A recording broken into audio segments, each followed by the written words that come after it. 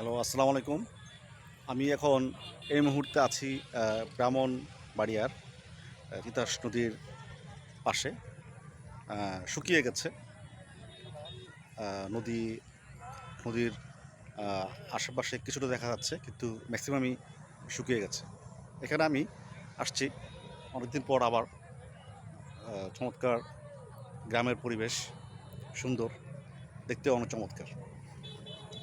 তো travel with ওয়ালিদে এর আগেও আমি অনেকবার অনেক